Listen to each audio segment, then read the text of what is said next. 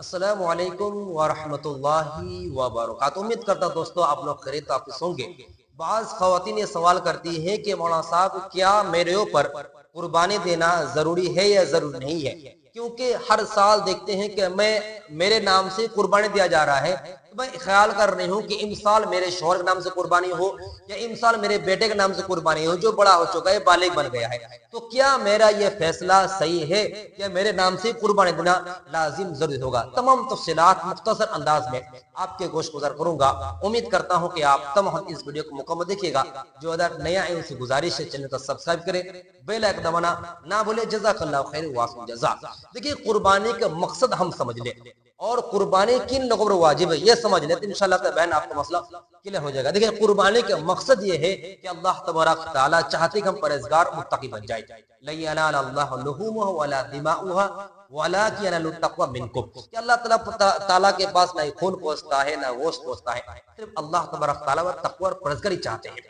تو قربانی کا مقصد یہ ہونی چاہیے کہ ہم اللہ کو رضا، اللہ خوشنودی کرنے کے لیے ہم قربانی دے رہے ہیں، گوشت کھانے کے لیے یا ریاکاری کے لیے ہم قربانی نہیں دے رہے ہیں، کیونکہ وہی قربانی کا جانور کل قیامت میدان میں کیا ہوگا؟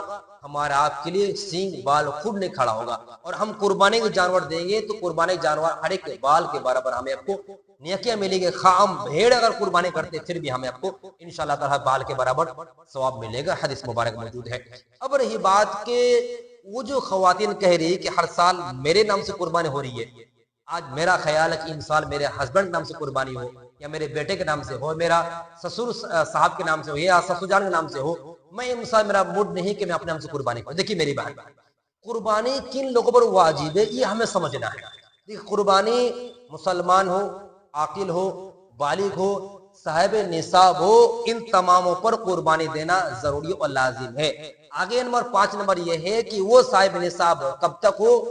عید الاضحیٰ کے 10، 11 اور 12 تاریخ کے مغرب کے آذان سے پہلے تک اور صاحب نصاب ہو جاتا ہے، اس پر قربان دینا واجب ضروری ہے۔ اب صاحب نصاب کیا ہے اس کے تفصیل ویڈیو موجود ہے، مختصر میں آپ کے ساتھ گوشت کرتا ہوں تاکہ ہم مسائل اس کو کلیئر کر سکیں۔ صاحب نصاب اس کو کہتے ہیں جس کے بعد 7.5 تولا سونا یا 52 چاندی موجود ہو، اگر نہیں ہے تو کچھ سونا ہو، کچھ چاندی ہے، تجارتی سامان ہے، کاروبار کے لیے خرید فروخت کوئی سامان رکھے ہیں، ضرورت سے زائد کوئی سامان ہے، ٹھیک ہے، ان تماموں چیزوں کو جمع کرے، اس کے اماؤنٹ کو جمع کرے اور اپنا قرضہ کو نکال لے۔ نکالنے کے بعد دیکھیں کہ آپ سارے 52 تولا چاندی کی قیمت تک پہنچ پاتے ہیں یا نہیں پہنچ پاتے۔ اگر پہنچ پاتے ہیں تو بہن یاد رکھیں اب صاحب نصاب ہو چکی ہے، اور مجھے امید ہے، گارنٹی ہے، شیور ہے کہ آپ کے پاس اتنا سونا ہوگا کہ آپ اس سونے کی قیمت 52 چاندی قیمت تک پہنچ سکتے ہیں، یعنی غالباً 50 سے 60 ہزار اگر اس سونے قیمت ہو رہا ہے تو آپ صاحب نصاب میں آپ کے ذمہ قربانی لازم ضرور ہو جائے گا۔ اب رہی بات آپ کے ذمہ قربانی لازم ہو گیا کیونکہ آپ صاحب نصاب ہے، لیکن آپ چاہ رہی ہے کہ میرا نام نہ لے، میرے شوہر کا نام ہو یا میرے بیٹے کا نام ہو۔ یاد رکھیے اگر آپ بیٹے کے نام سے یا شوہر کے نام سے آپ قربانی کروا لیتی ہیں تو پھر آپ بڑی ذمہ نہیں ہوئے گا، کیونکہ قربانی آپ پر ضروری ہے، آپ پر واجب ہے اور آپ کا نام لینا ضروری ہے۔ آپ کا شوہر اگر واجب ہے تو اس کا الگ نام لگے گا، آپ کا بیٹا اگر صاحب نصاب ہو گیا مالدار ہے تو اس کے لیے الگ نام لگے گا۔ دونوں اگر صاحب نصاب نہیں ہے، دونوں پاس پیسہ اماؤنٹ نہیں ہے، لیکن آپ کے پاس پورا جھولا بھر کا سونا ہے تو پھر آپ کے ذمے آپ کے نام سے قربانی لازم ضروری ہوگا، آپ بڑی ذمہ نہیں ہو سکتی ہے۔ تو خلاصہ کلام یہی ہے کہ جو خاتون، جو میری پیاری بہن اگر ماں بہن کوئی صاحب نصاب ہو چکی ہے تو آپ اپنے نام سے قربانی دیں، زیادہ ایڈوانس نہ کرے گا۔